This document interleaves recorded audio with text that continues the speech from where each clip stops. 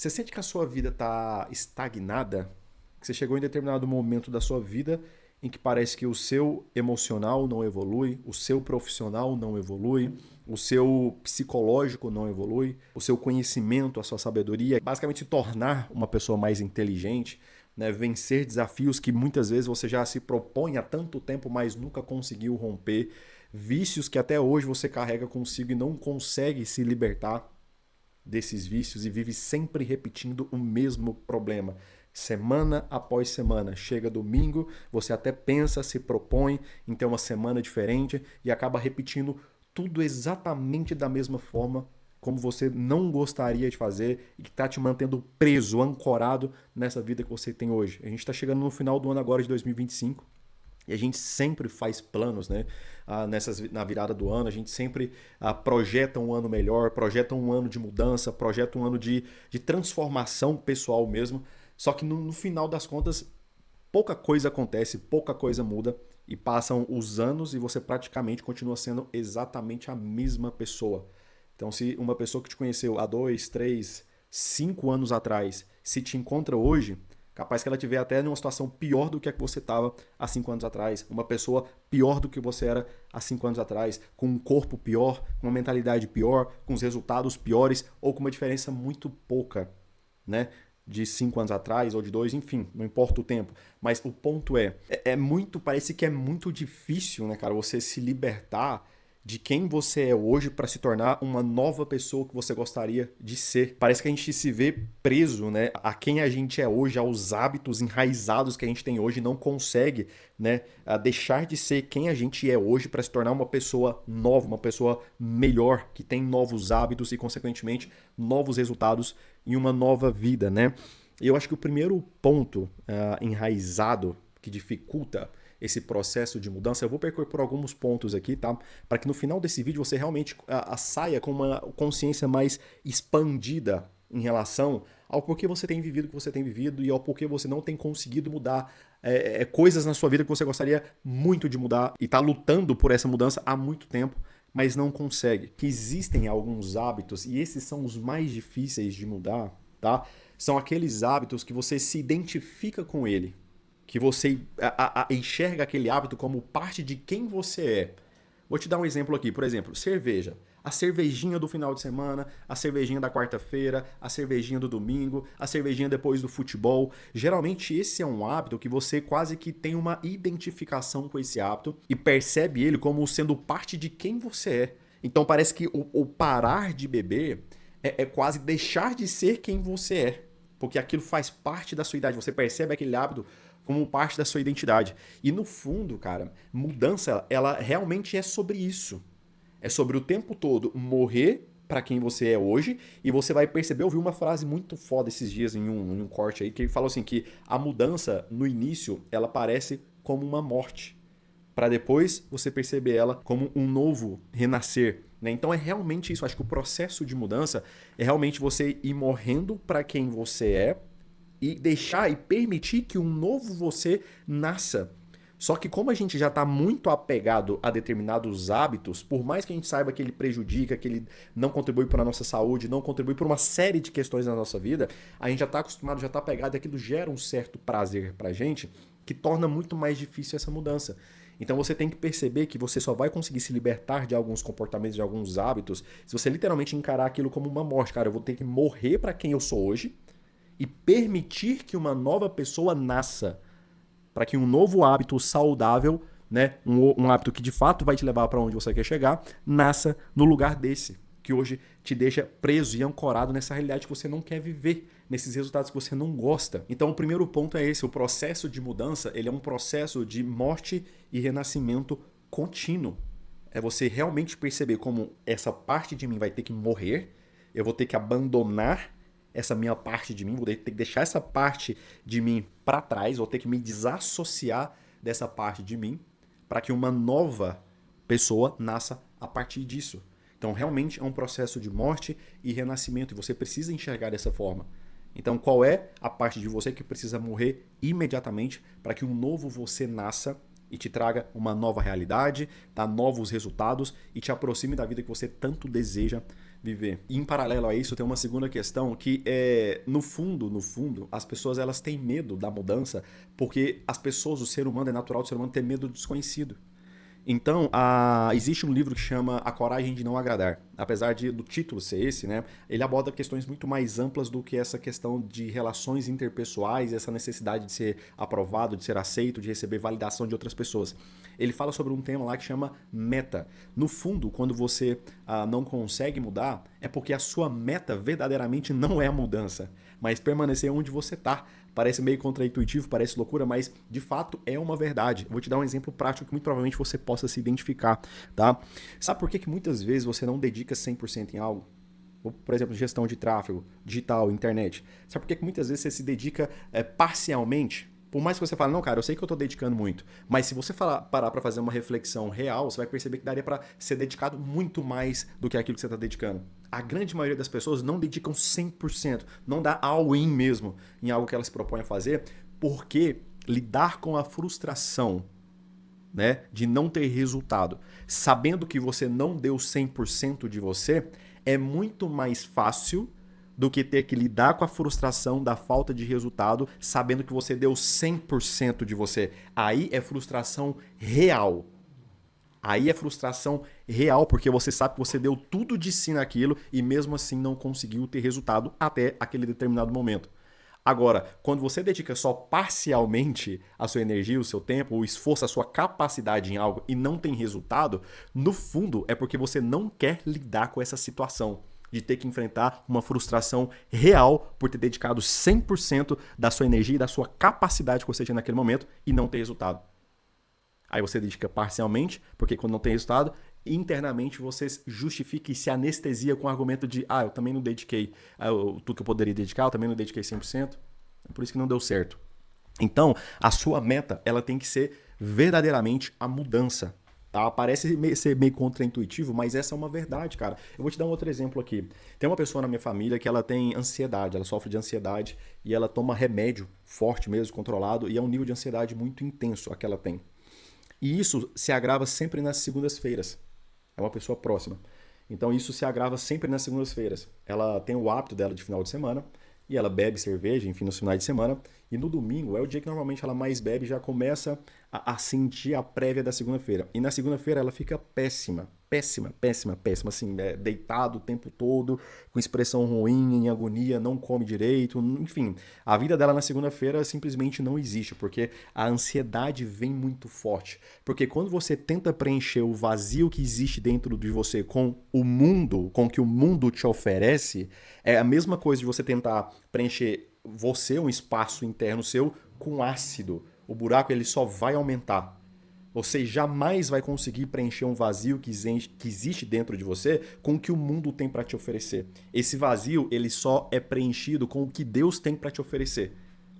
Por isso que na Bíblia tem um trecho da Bíblia que fala assim, quem quiser me seguir, negue-se a si mesmo, carregue a sua cruz e venha diariamente, na verdade, né? Carregue a sua cruz diariamente e venha após mim. Porque na vida, ou a gente está carregando a nossa cruz, ou a gente está carregando o fardo e o peso do nosso pecado. Só que o fardo e o peso do pecado, ele é muito mais pesado do que a cruz. Porque a partir do momento que essa pessoa tomar a decisão de não beber mais e começar, por exemplo, a ler Bíblia, a ouvir pregação, a ir para a igreja, a ouvir louvor no lugar de se anestesiar com a cerveja, eu tenho certeza que a segunda-feira dela já vai ser muito melhor. Porque ela começou a preencher esse vazio com algo que verdadeiramente preenche e permanece. Porque o mundo, ele te preenche em um momento muito curto, ele te anestesia, mas é um ácido que te corrói e no outro dia você acorda com um buraco muito maior dentro de você. E completamente vazio. Agora, quando você se preenche com algo que verdadeiramente te preenche todos os espaços e no outro dia não acaba, continua ali, e quanto mais você busca dessa fonte, mais cheio você vai ficando dela, é impossível você não se curar de qualquer questão emocional ou psicológica. Então, acabei desviando um pouco do foco aqui, mas essa pessoa em específico, quando ela chega na segunda-feira, voltando pra meta aqui, tá? Quando ela chega na segunda-feira, a vida dela acaba. Só que eu já percebi, né, de longe, observando ela, que sempre que ela se envolve em alguma atividade física, a manual mesmo, sempre que ela mexe com alguma coisa e vai consertar alguma coisa ali, vai fazer, enfim, qualquer atividade física manual, tá? Manual, física, ela fica muito melhor. Ela fica muito melhor, praticamente normal. Só que, sabendo disso, ok, quando eu estou ansioso, né, e eu mexo com alguma coisa, faço alguma coisa manual, eu melhoro, eu sinto uma melhora absurda na minha ansiedade. Uma opção.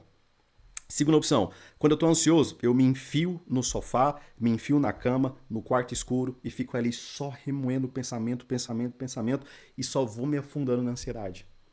Se eu pergunto para essa pessoa se ela quer se curar da ansiedade, eu não tenho dúvidas de que ela vai falar que sim. E eu já fiz essa pergunta para ela e propus. Você já percebeu que quando você faz alguma atividade manual, você fica muito melhor? Ela falou assim, é verdade. Então, por que sabendo disso? Toda segunda-feira, na parte da manhã, a primeira coisa que você faz quando acordar, não é já procurar alguma coisa manual para fazer. Se a sua meta realmente é se curar da ansiedade. Aí a pessoa e tal, não sei o que, não sei o que, não sei o que. Então você percebe que por mais que aquela ansiedade é difícil, aquela situação é difícil para ela, ela já é previsível. Ela já sabe o que vai acontecer. E por pior que seja, nós seres humanos a gente tem uma capacidade de se adaptar incrível até situações tão desconfortáveis quanto essa. Então, por mais que a vontade dela seja se curar da ansiedade, por ser algo previsível, ela continua preferindo estar ali. Porque a mudança é desconhecido, ela não sabe com o que ela vai ter que lidar e principalmente, e se eu fizer e não resolver? Aí é uma frustração real. Então, muitas vezes a gente quer algo, mas a nossa meta de fato não é conseguir aquilo. E aí o nosso cérebro cria desculpas para que a gente permaneça exatamente naquele mesmo lugar.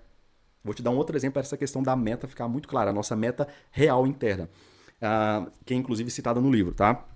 No livro lá ele conta uma história de uma mulher que gostava de um rapaz no ambiente de trabalho dela e ela tinha vontade de ir lá conversar com ele e falar que ela gosta desse cara, né? De que ele gostava dele e tal e queria, enfim, se declarar para ele.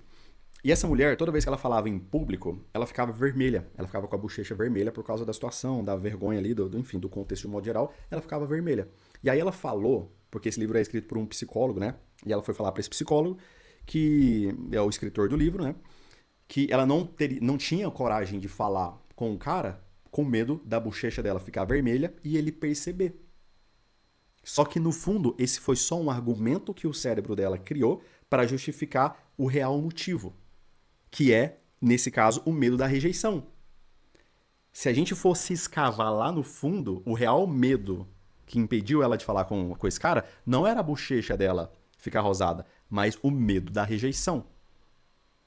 Percebe? Então, muitas vezes, o nosso cérebro ele cria argumentos que mantêm a gente exatamente onde a gente está, com um argumento super lógico e que faz muito sentido pra gente, mas se a gente não escavar e descobrir o real motivo, a gente nunca vai conseguir se libertar dessas situações que ancoram a gente em uma realidade, em um contexto, em comportamentos, em hábitos e em resultados que a gente não quer mais viver.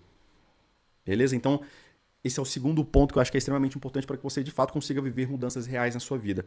E para finalizar, eu queria deixar uma chavezinha de mentalidade aqui para você, tá? Que é o seguinte: é parar de falar como eu vou lidar com isso para como eu vou resolver isso.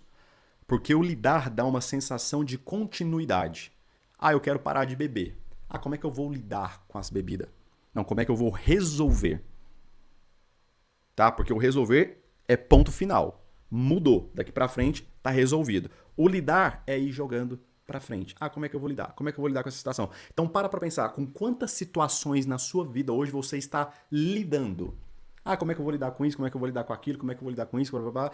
Com quantas coisas na sua vida hoje você tem lidado? E esse problema, essa questão, essa situação, essa pessoa, essa coisa mal resolvida tem se arrastado na sua vida até hoje porque você tem lidado com essa situação e não pensado como é que eu vou resolver. Então você nunca mais, de agora em diante, vai pensar como é que eu vou lidar. De agora em diante você vai pensar como é que eu resolvo essa situação. Vou te dar um exemplo prático para você realmente internalizar essa mentalidade, tá bom? Eu vendi uma moto, inclusive a moto que eu fazia a entrega de papo de fruta, eu tô doidinho para essa moto ser presa para eu conseguir pegar ela de volta, tá? Você vai entender a história. Eu vendi essa moto para um amigo meu, né? Essa moto tava aqui parada em casa e tal, e eu vendi para esse amigo meu. E aí eu não transferi para ele. Na época ele mexia com compra e venda de carro, de moto, de tudo. E ele falou assim, Vitor, eu compro a sua moto aqui à vista, só que o seguinte, cara, eu não vou transferir para mim porque ela vai ficar comigo durante pouco tempo. Eu já vou transferir direto para a pessoa que vai comprar essa moto. Fechou? Falei, tranquilo, amigo meu, confiei, entreguei a moto. O que aconteceu? Ele vendeu a moto, o cara que comprou não transferiu, isso já faz uns 2 anos, tá? 2 anos ou mais. Ele vendeu a moto, o cara que comprou essa moto nunca transferiu a moto pro nome dele, já tá com IPV atrasado, já tá com mil e não sei quantos reais de multa lá, de débito, e tá tudo no meu nome. E essa moto ainda está no meu nome. E aí eu vinha lidando com esse cara há tanto tempo e aquilo me dava uma raiva tão grande, aquilo me estressava de uma forma tão grande, porque eu mandava mensagem para ele, ligava para ele e falava, cara, e aí, vamos resolver, moço, chama o cara lá que você vendeu essa moto, vamos lá no cartório, se for o caso, eu pago essa transferência. Pro cara, se o cara tá sem dinheiro de pagar a transferência, eu pago, cara, só pra essa moto sair do meu nome. Já tem débito lá, a gente vai ter que quitar esse débito. A coisa só tá piorando, vamos resolver isso daí. E o cara, tá, tem que ver, tem que achar isso, tem que achar aquilo, tem que falar com blá, blá, blá. Sempre me enrolando, sempre me enrolando. E toda vez que eu lembrava disso, me dava uma raiva muito grande, porque eu tava lidando com essa situação, não estava resolvendo. E foi justamente essa situação que me trouxe essa mentalidade. Falei, cara, eu tô cansado de lidar com isso daqui. Como é que eu faço pra resolver essa situação? Aí eu percebi que com ele já não tinha como mais. Porque eu já ligava, mandava mensagem, ele já não me atendia e já nem respondia. Ou seja, só piorou a raiva que eu sentia dessa situação. O que eu fiz? O que estava ao meu controle? Para que eu pudesse resolver essa situação e liberar isso, tirar essa carga emocional que essa situação colocava dentro de mim. Eu liguei pro Detran e expliquei a situação. Falei, cara, vendi minha moto sem ser assado, o cara não quer... Enfim, resumi a situação lá pro cara do Detran e ele me falou, beleza, nessa situação, a única coisa que você pode fazer é abrir um embargo administrativo. E esse embargo, ele impede de ser emitido um novo documento para a moto. Ou seja, ele fica impedido, mesmo pagando o IPVA, de emitir um novo documento de circulação. Então ele não pode mais emitir um novo documento. Se ele cair no Blitz, a moto é presa. Por mais que ele esteja tudo em dia, por mais que esteja tudo certinho, por ter esse embargo administrativo, assim que ele caísse em uma Blitz, a moto seria presa. Aí apareceria aqui para mim, porque ela tá no meu aplicativo do Detran até hoje, apareceria aqui para mim, e aí eu conseguiria ir lá e buscar a moto no pátio. Aí a moto estaria nas minhas mãos. Então, essa era a solução para esse problema, porque com ele eu iria continuar lidando. Então o que eu fiz? Marquei um horário, fui lá no VaptVult, dei entrada no embargo administrativo na moto e pronto. Tá lá, ela tá embargada hoje. De vez em quando eu só entro no aplicativo do Detran para ver se ela ainda está em circulação ou se ela já foi apreendida. No momento que ela for apreendida, eu vou lá, pego a moto, ele me pagou um valor por ela. Então o que eu vou fazer? Eu vou pegar a moto e vou falar, fulano, a moto tá aqui comigo. No dia que você tiver o dinheiro para pagar os débitos e fazer a transferência, eu te devolvo ela. Enquanto isso, ela vai ficar aqui comigo. E aí, se ele demorar demais, né, eu vou lá, pago os débitos todos e continuo com essa moto, porque é uma lembrança muito boa que eu tenho, era uma recordação que eu gostaria de ter. Enfim, então esse é um hack de mentalidade que eu acho que é muito poderoso e se você aplicar na sua vida, você vai perceber as coisas assim, ó. Você parar de protelar, de estender, de ir arrastando problemas, situações, contextos, pessoas, coisas mal resolvidas na sua vida, justamente porque você pensa em como eu vou lidar com essa situação. Olha para tudo que você lida hoje e fala, como que eu resolvo? Você vai perceber que a solução vai vir, você vai colocar um ponto final naquilo e aquilo nunca mais vai te incomodar, vai te tirar a noite de sono, vai te deixar mal, enfim, ou ansioso ou preocupado, beleza? Então, enfim, eu decidi fazer um vídeo diferente hoje. Espero que você tenha gostado. Tamo junto e até a próxima.